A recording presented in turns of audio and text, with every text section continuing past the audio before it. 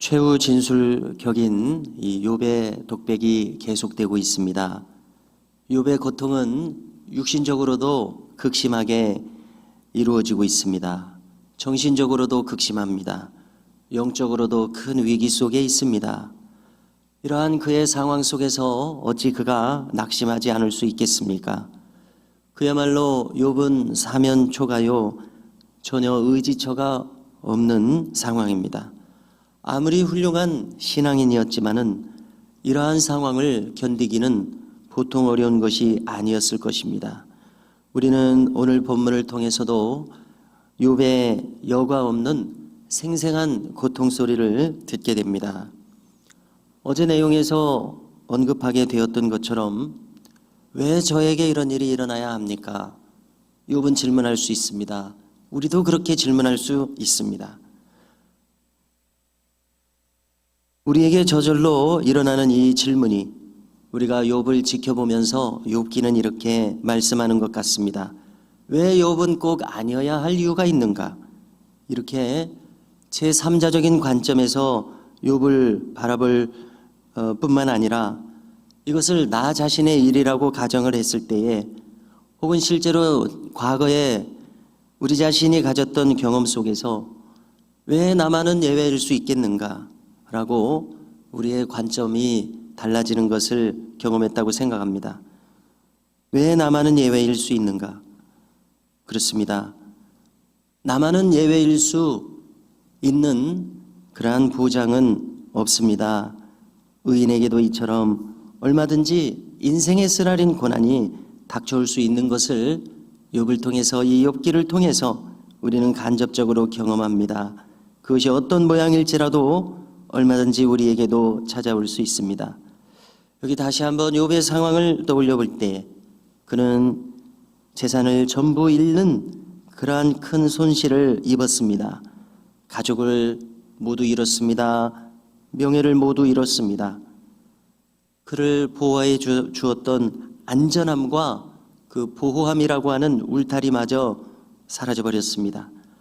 어떻게 그야말로 이처럼 추락할 수 있는가? 의구심이 들 정도입니다. 뿐만 아니라 여기에 덧붙여서 그는 정신적으로도 견딜 수 없는 상황입니다. 영적으로도 위기의 상황을 맞고 있습니다. 오늘 본문에서 그는 조목조목 그의 처한 고통을 열거하고 있습니다. 먼저 육신적으로 그는 밤에 뼈가 쑤셔서 고통스럽습니다. 이러한 상황이라면 잠을 이룰 수 없는 밤이 계속되었을 것입니다. 그렇다면 낮에도 그의 정신은 몽롱하고 깨어 있어도 맑은 정신을 찾기가 어려웠을 것으로 생각됩니다. 욥은 자기 자신이 하나님으로부터 완전히 던져졌다고 생각하고 있습니다. 지늘게 곤두박질 쳐졌다고 느껴지고 있습니다. 그는 티끌처럼 하찮은 존재가 되었다고 느끼고 있습니다. 그러므로 어찌 이 상황에서 욥이 부르짖지 않을 수 있겠습니까? 외마디 비명을 질러도 부족할 것 같은 이와 같은 한계 상황 속에서 어찌 그가 고통스러운 부르짖음을 아니낼 수가 있겠습니까?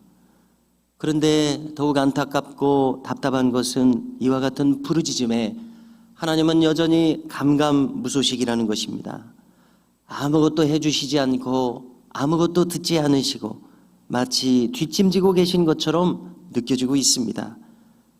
그래서 욥은 정서적으로도 또 심령적으로도 심히 고독한 순간을 지내고 있다고 생각됩니다. 우리 또한 신앙인으로서 이처럼 하나님께서 방관하고 계신 것처럼 느껴질 때에 그렇게 고독한 순간은 없게 될 것입니다. 아무리 훌륭한 신앙인이라도 혼자서 이 극한의 난관을 스스로 타개해 나가기에는 버겁습니다. 지금 욥의 상황이 이와 같다고 보여집니다. 아무런 대답도 해주지 않으시고 계시는 이 답답한 하나님과의 소통이 계속되고 있습니다. 이것은 소통이 이루어진다고 볼 수 없는 그와 같은 상황입니다. 일방적으로 몰아붙여지기만 하고 있는 그런 상황이었습니다.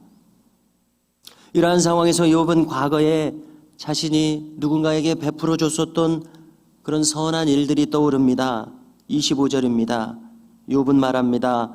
고생의 날을 보내는 자를 위하여 내가 울지 아니하였던가?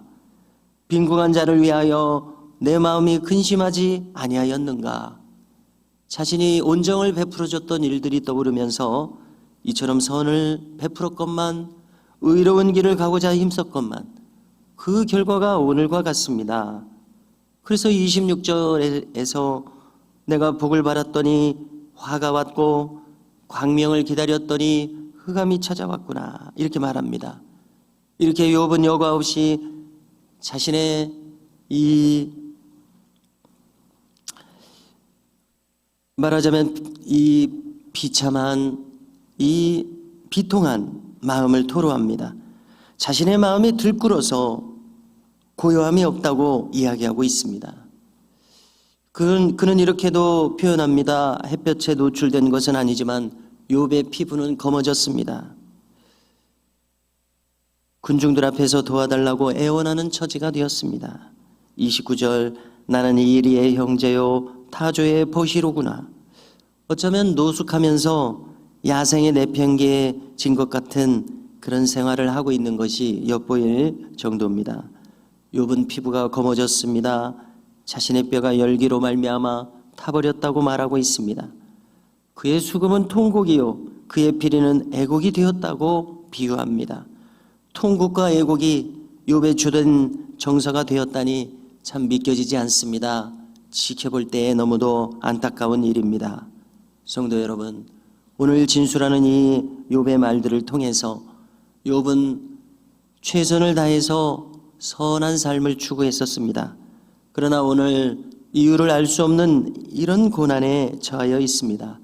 어찌 의문이 생기지 않겠습니까? 어찌 낙심하는 마음이 찾아오지 않겠습니까? 우리가 바울을 향해서 생각을 돌이켜서 떠올릴 때에 바울도 이와 같은 비슷한 심경을 경험하지 않았나 생각됩니다.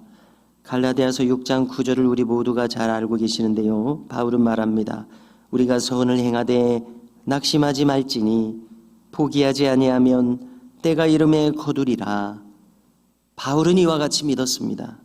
그리고 이것은 욥의 결말로도 증명됩니다. 바울의 결말로도 증명이 됩니다. 그러나 지금은 여전히 그 끝을 알 수 없는 고난의 상황이 이어지고 있습니다.